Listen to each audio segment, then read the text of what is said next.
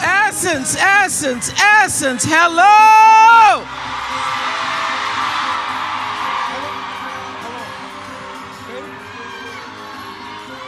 My first time here. What took me so long? What took me so long? All I gotta say is, it's beyond happiness to be here. And pretty women wonder where my secret lies. 'Cause I'm not that cute or built to suit a fashion model size. But when I start to tell them, they say, girl, you telling lies. I said, no, it's in the reach of my arms. It's in the span of my hips.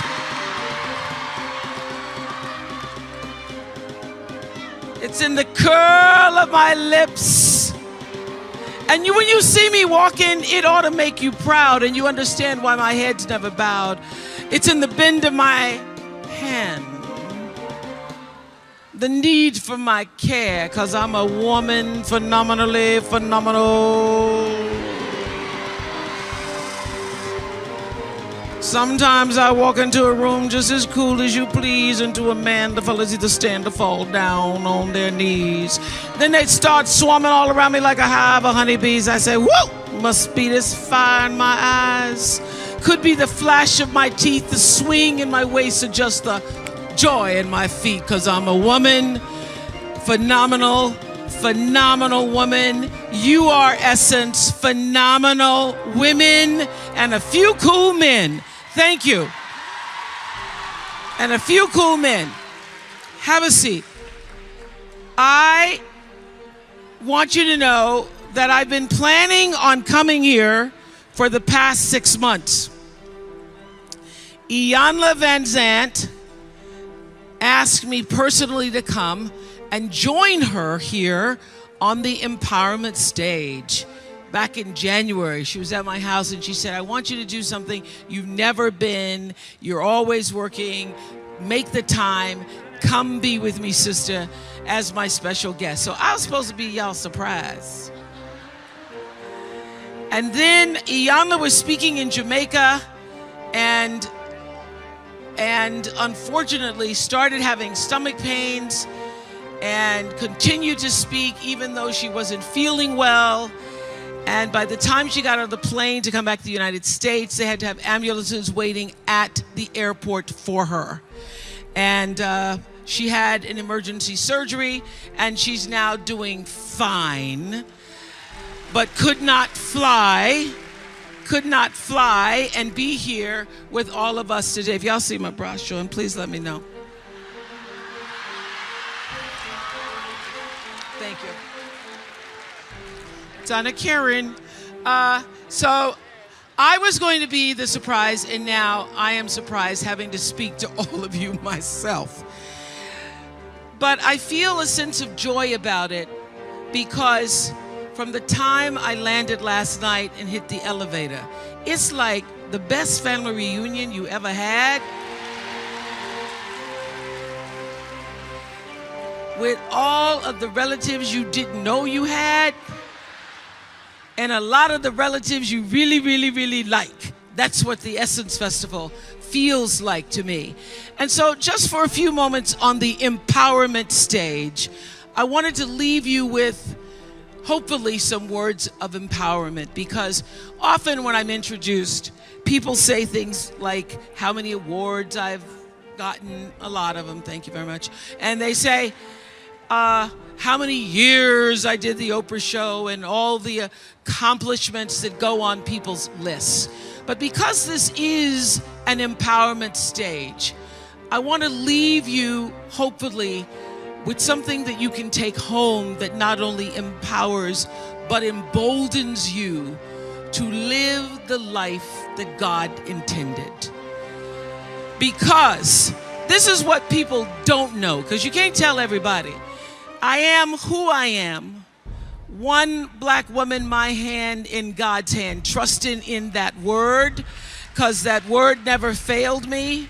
And I got to where I am, and I stand as I am As Maya Angelou often says, and often said, and says in her poem to our grandmothers, every time you see me, I come as one, but I stand as 10,000. Every time you see me, I come as one, but I stand as 10,000. So it's just not me standing up here. It's my mother, my grandmother, her mother, the mother before her, her grandfather, every uncle who prayed, every sister who cried, every aunt who sacrificed, those whose names made the history books, those whose names never could make the history books, who allowed me to come as one and stand as 10,000. So oftentimes when I walk into a room just as cool as you please, and I can't see another black face in a 50-mile radius, I stand and sit at the boards as one, but I'm bringing the 10,000 behind me. Because I not only know who I am, but I also know whose I am. And so, anything you hear about me that feels good, sounds good, you think about, I wonder what Oprah's doing, how's she doing? I am living the dream. And I want you to live the dream, because I'm not living the dream because I'm special. I'm living the dream because I was obedient to the call of the dream. So I want you to leave here today thinking about, what is the dream for you? What is God's dream for you? What does the Creator's dream hold for you? So often we spend our lives wishing and hoping and hoping and wishing and desiring things. This is what I know for sure. You don't get what you wish for. You don't even get what you hope for. You get what you believe. So what is it you believe and know to be God's dream for you? So I live in the dream. I'm living in the space of the dream. And dream's good. Dream's good. The dream is greater than anything that I could have imagined. You know, when I was a little girl, my father, on Sunday mornings after church, he was a deacon, so he thought he had to say goodbye to every single person. We were the last car leaving the parking lot in the green Oldsmobile. And we would drive through the white people's neighborhoods. And I used to dream the dream, driving through the white people's neighborhoods.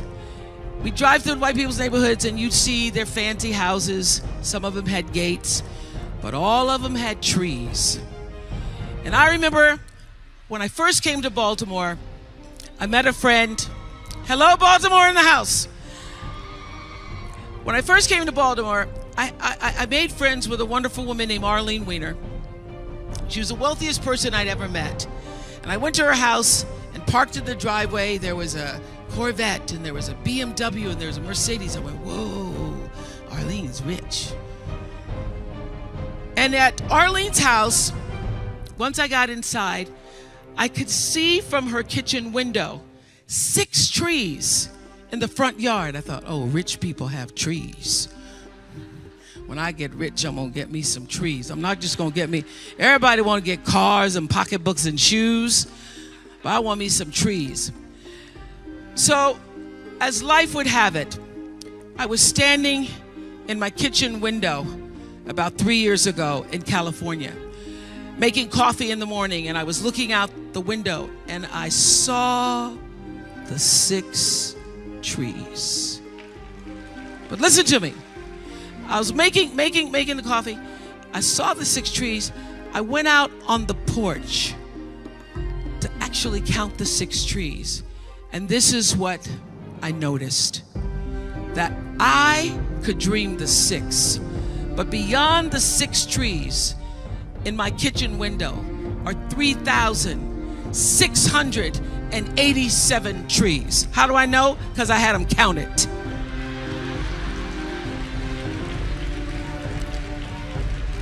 I had them counted. So I said, I want to know how many trees out there. I dreamed the 6.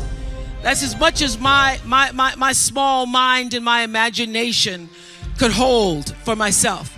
I dreamed the 6, but God can see beyond the 6. can see beyond the 6 because there was a bigger dream for me. And I'm here to tell you there is a bigger dream for you, Essence. There's a bigger dream. And so the key, the secret, the magic is to surrender to God's dream for you. To quit fighting against and pushing against and disallowing against and resisting against and trying to tell the Creator, the universal forces, divine intelligence what you are supposed to do, and get still and know for sure what His dream, the dream, is for you. Now, when I was about 8 years old, I grew up in the church, and I was going to one of those Women's Day. You know how we have church all day long. I've been to Sunday school, and then we were going to, and then afternoon they were having a women's tea from the women's board. They were having a tea, and the little girl that was supposed to be there to do a recitation had gotten ill, and so they said to my stepmother, "We need a little girl. Can Oprah come back and do a recitation this afternoon?" My stepmother said, "Yeah, I'll have her back here this afternoon." So this, church ain't over to 1:30. So by 4 o'clock, I had gone home and learned to recite Invictus by William Ernest Henley. Now, it starts out of the night that covers me, black as a pit from pole to pole, I thank whatever gods may be for my unconquerable soul.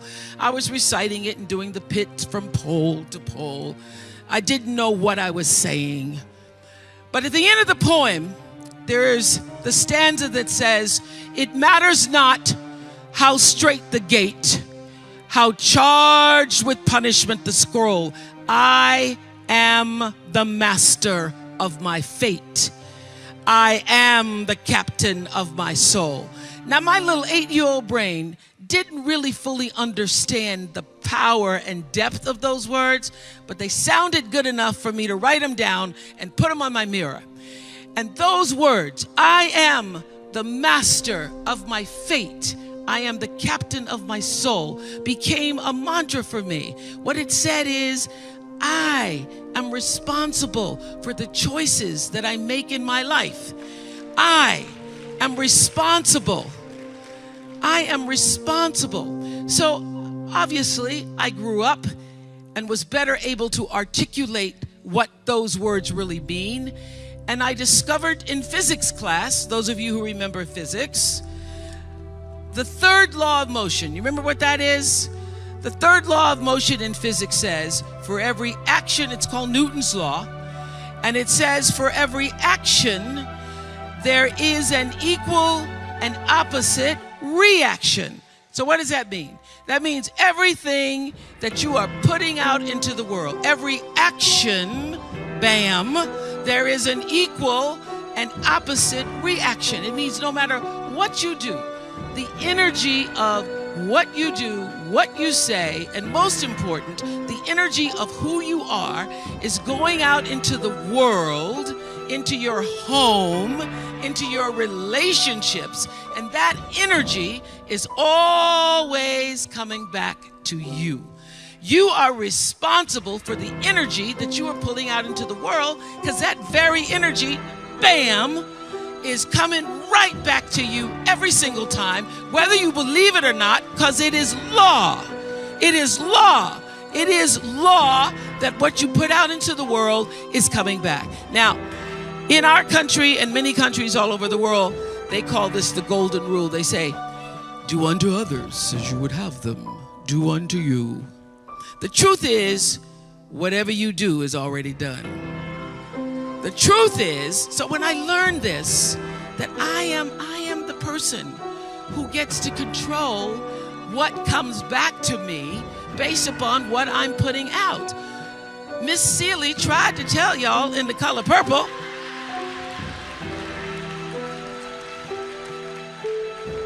Miss Seeley said it best. Roll Seeley for me. knock you up under. Everything you've done to me, already done to you.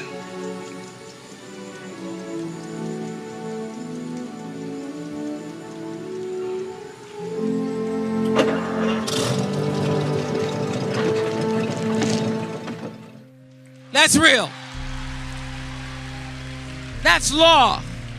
That's not just some words that Alice Walker wrote. That is law.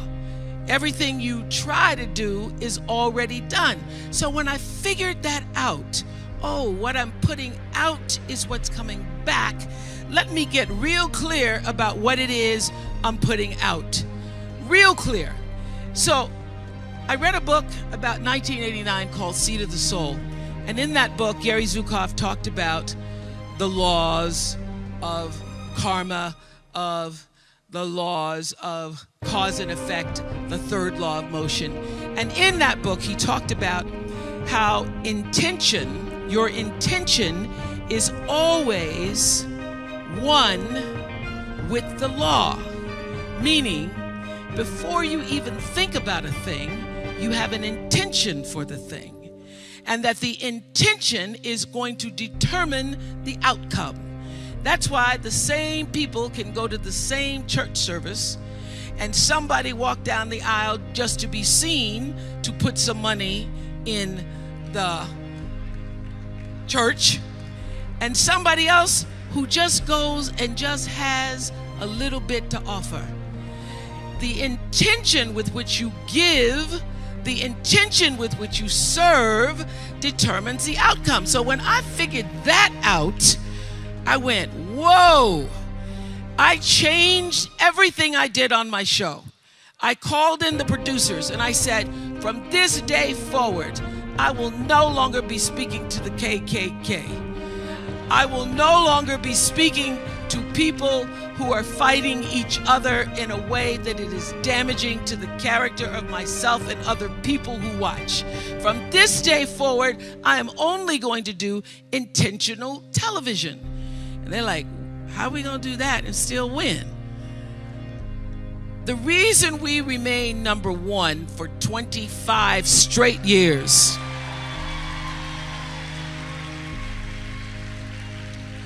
is because every single day I would have a pre-show meeting and have the producers come in and state to me, what is your intention? How do we want to use whoever is on this show, whatever is happening on this show, to serve the audience in a way that fulfills the mission of uplifting, enlightening, encouraging, as well as entertaining. And if it doesn't do that, then I can't do it. I can't put my name on it. So I use this principle of intention for everything. I don't do anything without thinking about what is the real reason, what is the real motivation, what is the energy of my intention that's going to go into my thoughts and action and then be returned back to me. It is law. It's law. So the very first time I practiced this principle, there was a woman on the show whose daughter had been murdered by her boyfriend. And I went into the green room. I said, I'm gonna see if this works. I said, can you tell me what's your intention? I said, tell me what's your intention in being here. And she said, what do you mean? I'm here because your producers asked me to come. I said, but what is the reason you said yes? What did you intend when you said yes? And she said, I wanted people to know. Everybody asked me about my daughter's death and how she was murdered by her boyfriend. But I wanted people to know that my daughter was a real person. My daughter was loved, and she loved us. I want people to know that my daughter had a life that goes beyond her death, that's bigger than her death, that her life was bigger than her death. I said, okay, I can help you with that intention. Let me tell you what I intend. I intend to literally exploit your daughter's life to tell the story in such a way that every other 16-year-old girl who's being abused by her 18-year-old boyfriend will see themselves in the story of your daughter. They will hear that she had a life. They will hear that everything seemed normal on the outside, but see themselves in her story and be able to be empowered by the life and death of your daughter. So every question that I ask you is not me trying to be just a voyeur. I'm using and asking the questions explicitly for a reason, for an intention to get people to see themselves. That is the first show I won an Emmy for. And I will say that this principle of intention I use in everything. For the last interview that I did with Whitney Houston, we did the, hey girl, how you doing? Oh my God, good to see you. So. Then I say, turn the cameras off. I say, Whitney, tell me, what is your intention? Why are you doing this interview? Why did you want to sit with me? What is it you want to happen at the end of these 2 hours? Tell me what it is you want, because I control the mic and I can make sure that happens. And I've used that principle for every area of my life. I don't do anything, and I ask that you consider not doing anything that you don't truly intend.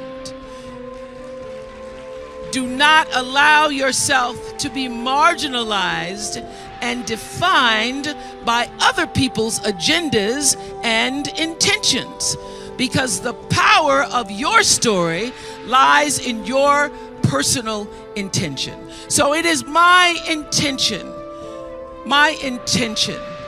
to fulfill the dream of the Creator.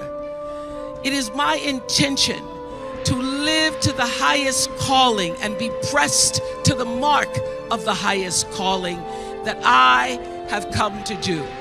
And when you can ask the Creator, ask that which made you you, what is your dream for me?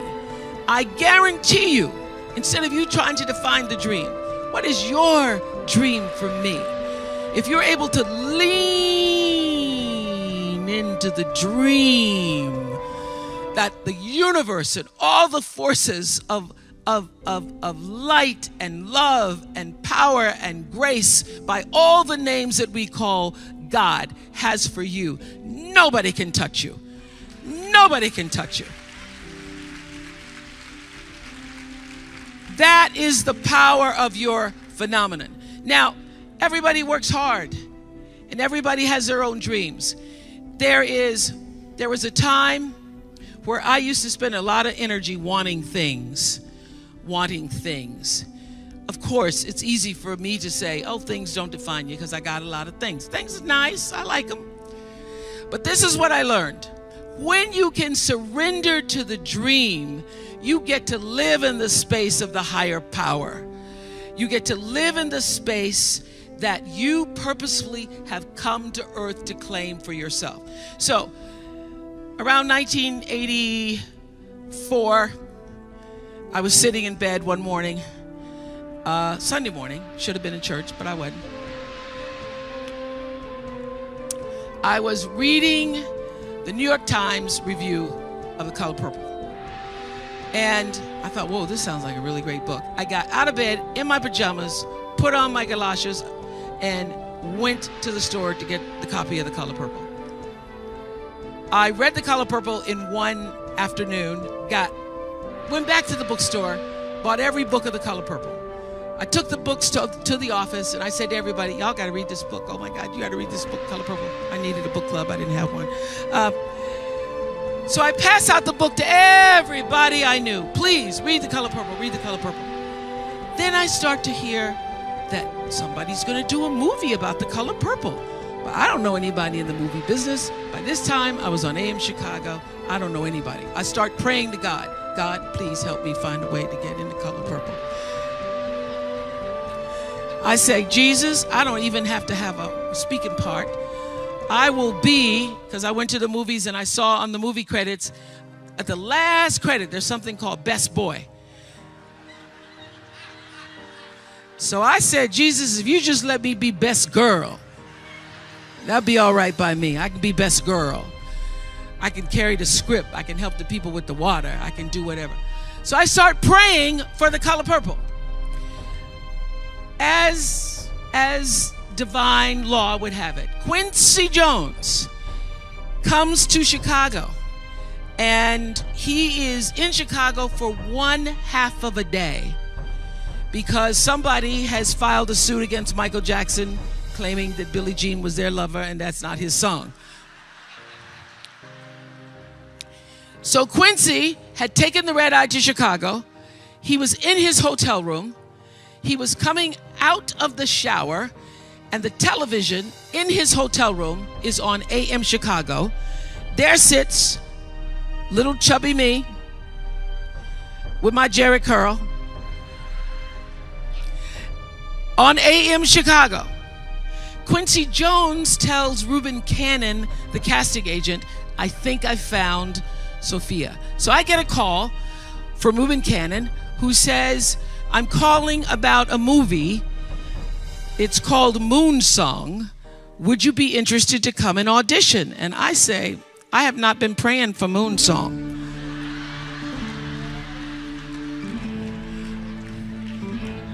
No.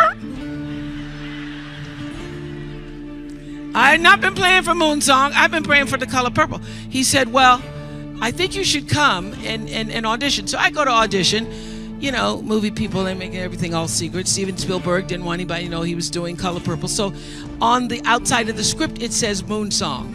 But I know all the words by heart. So when I open the script, I know this is The Color Purple, Jesus. This is The Color Purple. Yes. So I auditioned for The Color Purple. I can't even believe it. They don't just want me to be the water girl or the best girl. They are asking me, do I want a part in the movie? Oh, I'm thinking prayer. Prayer works. Prayer works. But listen to this. 3 months pass. 3 months is a long time. I auditioned in February, March, April, May comes. I haven't heard anything. So I call Reuben Cannon. I say, Mr. Cannon, I'm sorry, sir, I haven't heard anything. I expected to hear something by now. And Reuben Cannon, African-American man, says to me, you don't call me, I call you. And I didn't call you. Do you understand that I have real actresses who have auditioned for this part? Real actresses. And he tells me who just left his office. And I went, well, okay, I'm not getting that part. So I hang up the phone and I start crying. I can't believe that God has played this trick on me. I think this is a trick. So I decide that this is because the fat has finally caught up with me. The fat has finally caught up with me, and now I must get rid of the fat. In 2 weeks, I am going to go to a fat farm, and I'm going to lose 25 pounds. I'm going to drink a lot of green juice. I'm going to have some cleanses and colonics. So I also was trying to make peace with it. I said, God, I don't understand. I thought it was for me. You ever had that talk with God? I thought it was for me. I thought it was for me. God, you let me audition with somebody named Harpo. That's my name backwards. Jesus, that was a sign. Wasn't it a sign? And then 3 months pass, and then Reuben Cannon says, real actresses have just left his office. So I start to pray on the track. I'm out on the track at the fat farm, and I am running around at the track at the fat farm. It starts to rain. Y'all know how that is. But I don't even care, because I am praying to God to to help me to let it go. Help me let it go, because now I've become obsessed with it and it's now controlling my life. I start praying, running around the track.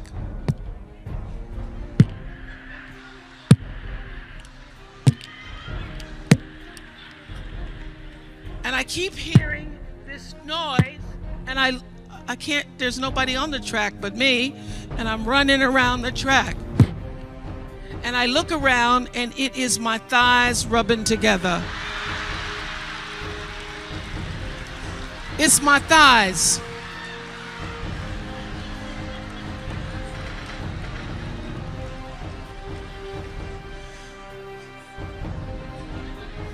My thighs are rubbing together, causing this thunderous sound. There's nobody on the track. So then I really start to cry. Oh, Lord, help me. Help me let it go. Help me let it go. Help me let it go, God. Help me let it go. And you ever did this prayer where you say, okay, Lord, okay, I'm going to let it go. Then you get up and you go, well, I think I still got a little bit of it. I did. Help me let it go, but I am not going to be able to see the other actress in my part. I won't be able to see it. I won't be able to see Color Purple. Just can't never see it the rest of my life. I won't be able to see it. So then I started, I don't know where it came from. I surrender all. I surrender all to thee, my blessed Savior. I surrender all. I sang and I cried. I sang and I cried and I prayed some more until I could reach the point where not only will I be able to go to the movie, but I can bless the other actress. I can bless her. I can say, I bless you. I bless you. I bless you with this. I surrender all. I surrender all to thee, my blessed Savior. I surrender all. And I tell you, in my greatest testimony, that the instant I laid that thing down,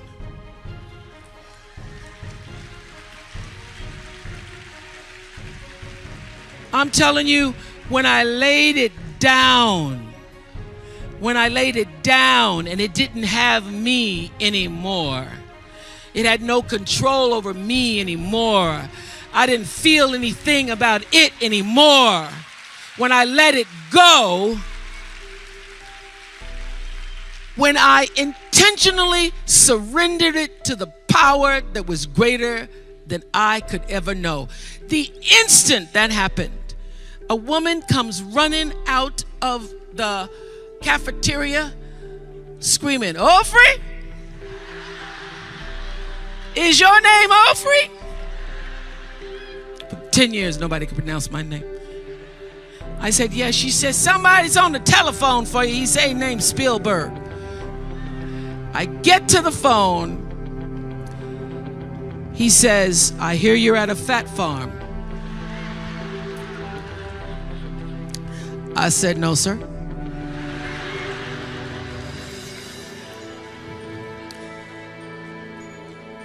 This is a health retreat.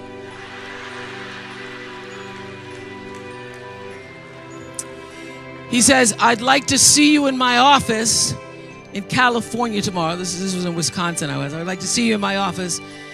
And if you lose a pound, you could lose this part.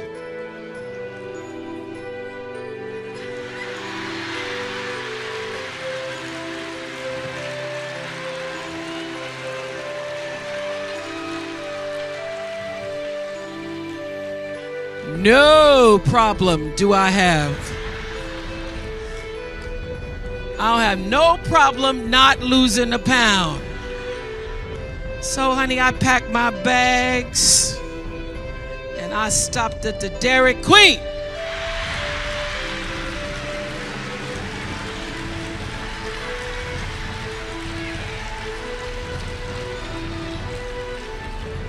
I got 3 scoops just in case I'd lost half a pound. And the next day, I was in Steven Spielberg's office, and he said, "You're hired. You're hired."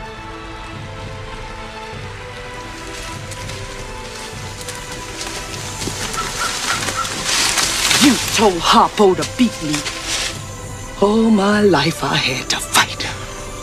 I had to fight my daddy. I had to fight my uncles. I had to fight my brothers. Girl, child ain't safe in the family men's. But I ain't never thought I had to fight in my own house. I loves Harpo.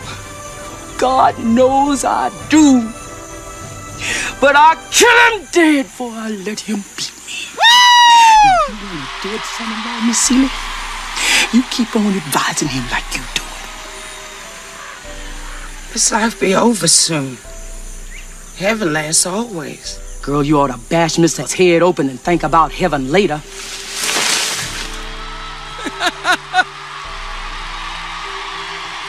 Woo!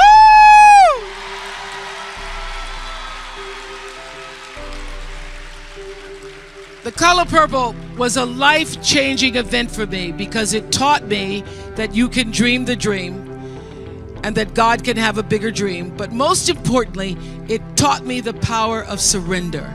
It taught me when you've done everything you can do, you don't just have to stand. When you've prayed and cried and stood and tried some more and sacrificed and wanted and dreamed and held on and believed and got turned down and turned back and turned around, it taught me that when you've done everything you can do, surrender all. Surrender all.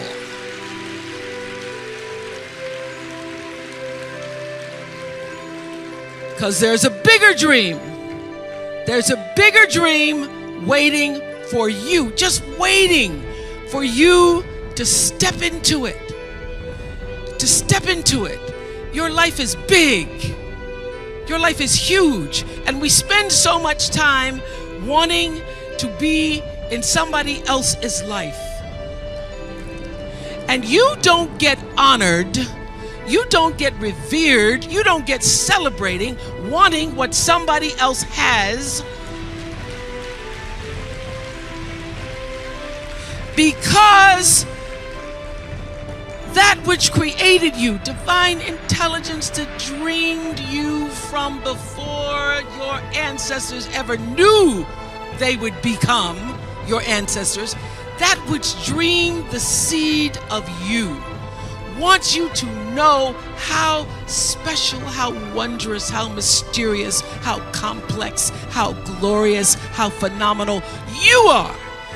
And you get no credit messing in somebody else's territory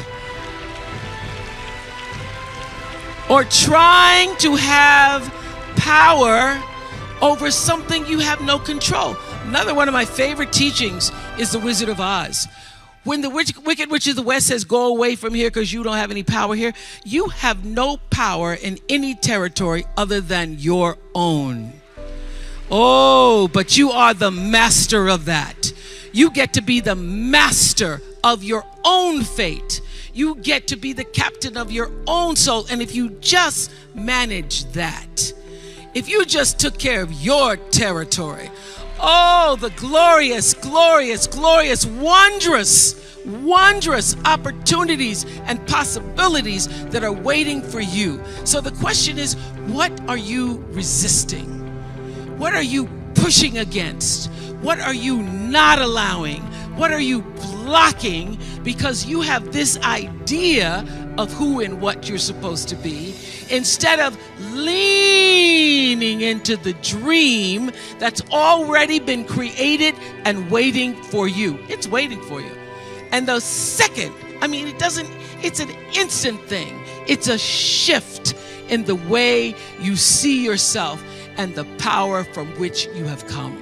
So, I went through some tough times after I left the Oprah show. I made a conscious decision. that I did not want to be sitting on TV with the Oprah show and y'all saying she should have left that show. That show was really good 2 years ago. I made a conscious decision that when I felt I had said all that I could say and the audience had heard it, that I would move on and that I would not spend my life regretting or trying to hold on to what used to be or hold on to what I had. So I dreamed this dream of starting a network. And in the beginning, it was a struggle. It was a struggle because honest to goodness, I did not know what I was doing. I was trying to figure it out. I thought that the Oprah show audience would follow us to OWN. And then I realized y'all didn't have cable.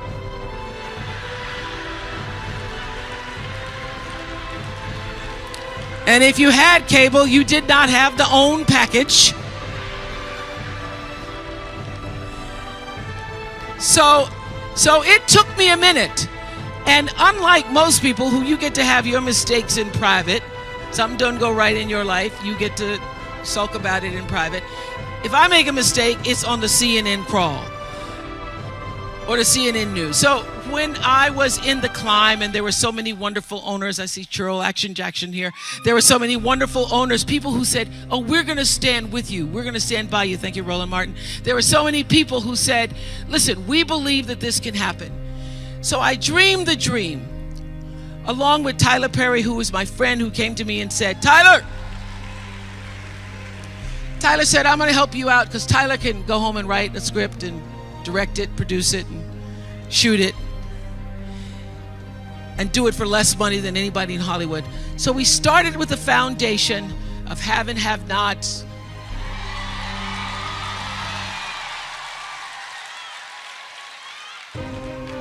If loving you is wrong, love thy neighbor, Mama Hattie.